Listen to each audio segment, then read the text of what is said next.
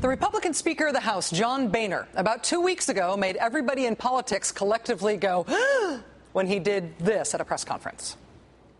If some of those jobs are lost in this, so be it. Mr. Speaker was responding to reports that his party's economic plan would cost hundreds of thousands of American jobs. His response was, so be it. Ow. At the federal level, Republicans want to be seen as the fiscally responsible political party. They'd like you to see Democrats as profligate and to see them instead as thrifty. They want you to think, regardless of all historical evidence, that if America just puts Republicans in charge, that would be good for the American economy. That's how they would like it to be seen. That is a great plan in the abstract. But here's what's happened since Republicans won the last elections, and they had to stop just talking about themselves in abstract complementary terms and instead put forward a real plan of what they wanted to do. When House Republicans laid out their budget, their spending plan, a liberal group called the Economic Policy Institute forecast its impact on the nation's economy as follows. They forecast that the Republican economic plan would reduce the number of jobs in the country by 800,000.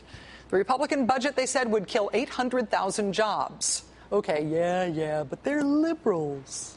How about Goldman Sachs? Wall Street titan Goldman Sachs did a confidential report on the Republican spending bill for one of its clients. The Goldman Sachs report was leaked. We now know it found that the Republican spending plan could knock as much as 2% off economic growth for the entire country. Yeah, but that's Goldman Sachs, I guess. Now here's a third. This one comes from an economist who is an advisor to Republican presidential candidate John McCain. Mark Zandi. He's an economist at Moody's. Mr. Zandi's assessment of the Republican budget plan is that it will cost 400,000 jobs this year and 700,000 jobs by the end of next year, and that it will reduce economic growth by 0.5 point just this year. If some of those jobs are lost in this, so be it. I'm not quite sure why this hasn't sunk in.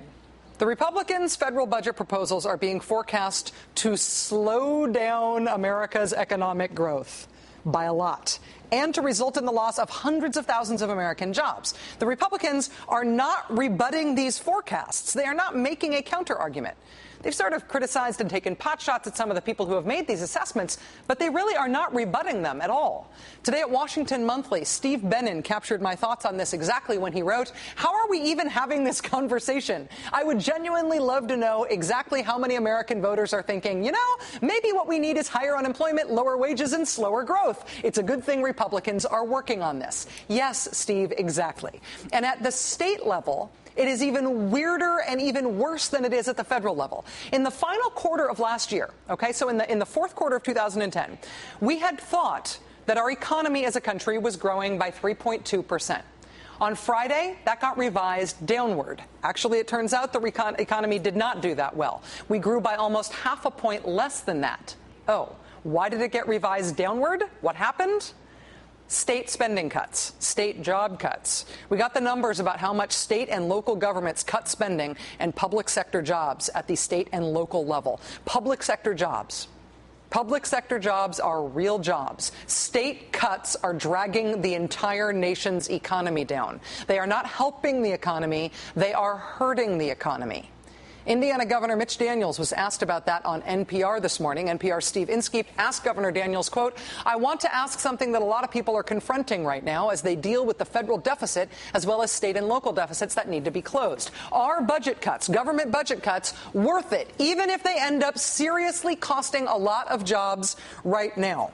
Governor Daniels replied, quote, "The answer is yes." The question is, you okay with killing jobs? The answer is, sure, why not? Who needs jobs? If some of those jobs are lost in this, so be it. Republican economic policies at the state level and at the federal level are for less economic growth and fewer jobs. So say the economists. So admits the Republican Party when you ask them about it. The Republican Party is not rebutting that what they are proposing is less economic growth for America and less jobs in America. They are not rebutting it. They are admitting it when pressed. They're just counting on you not paying attention. The Associated Press this weekend interviewed a number of governors in D.C. for the National Governors Association meeting, a number of them meeting with President Obama today. The AP noted in its article that Republican governors across the country are turning down money and undermining federal initiatives that are designed to create jobs. Republican governors fighting against or turning away from federal funding for everything from health reform to infrastructure to even education. And the effect is real. It means fewer jobs in their states. It means fewer jobs in the country. It means less economic growth for America. Less economic growth and less jobs for those states and for all of us.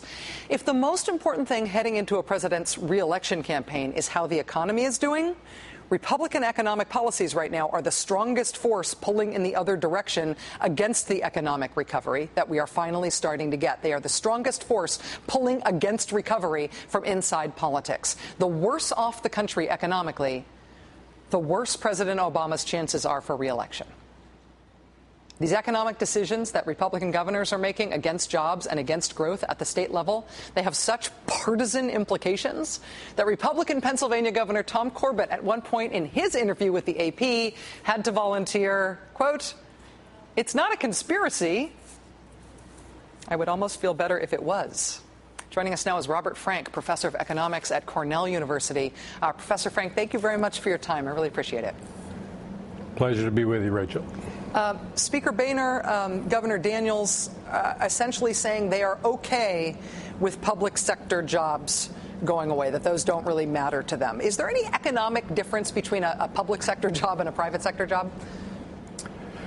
You know, you don't see any economy in the world that doesn't have a mix of the two types of jobs. We need roads to drive our cars on. We need schools to send our kids to. Those are public sector jobs. We have private sector jobs too. The public sector jobs deliver good value. Many of them, they're a good use of taxpayer dollars. And right now, when we're in a spending shortage recession, the last thing we should be doing is cutting spending on those kinds of jobs. The Moody's analysis out today says it would be, the terms were counterproductive and an unnecessary chance to cut spending too much right now before the economy has come back more robustly. Dr. Zandi is not saying that spending shouldn't be cut in the long run. He's saying it would be a bad idea to cut it now. Why would that be? He's got his priorities straight. The deficit is not an artificial problem. We do need to deal with it, but it's a long-run problem. The problem with the deficit is that we need to bring it down over the next 10 years to 15 years. What's imperative at the moment is to get the economy out of the recession, and the reason it's still in recession is that we don't have enough spending. As we talked about before, the investors won't spend on investment. They've already got more capacity than they need. Consumers are still worried. They're not spending. Government's the only actor on the scene with the capacity to spend, and it has so many essential things that it should be doing. Roads are worn out. Bridges are collapsing. Dikes are about to collapse that are going to inundate cities below them. There are lots of things we should be spending on right now. The deficit is a problem for the months and years after the economy's back at full employment. What about the idea, though, that, I mean, the Republicans in the House have proposed about $61 billion worth of spending cuts.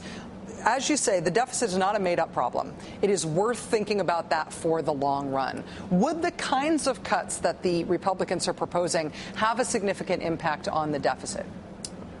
No, that's the sad thing. The nonpartisan Congressional Budget Office projects that over the next 4 years, we're going to add $3.8 trillion to the deficit. These $61 billion in cuts are just a drop in the bucket. Nobody thinks we can curb the deficit in the long run with cuts to domestic discretionary spending. There's just not enough in the budget to do that. And a lot of the cuts we're issuing now are going to make the deficit worse in the long run. We're cutting off funding for nutritional assistance to poor women with small children. That's saving $1 today at the expense of having to spend $5 extra in a few years. That's not good economics. Is there, are there categories of spending out there that, economically speaking, are sort of a bargain? If the government is looking to spend money that will have maximal economic benefit to the nation, what are the bargain types of spending out there? Oh, there are just some real low-hanging fruit, Rachel. The Department of Transportation in Nevada reports that they have a 10-mile stretch of Interstate 80. It's in disrepair. It would cost them $6 million to bring it up to good state of repair today if they did the work. That's because the workers who are needed to do the job are sitting idle, they're unemployed, the equipment's in the yard not doing anything, the materials are cheaper than they'll ever be. Interest rates to finance the project very low. We could repair a 10-mile stretch of that interstate for $6 million. If we wait 2 years, then that same repair job is going to cost us $30 million.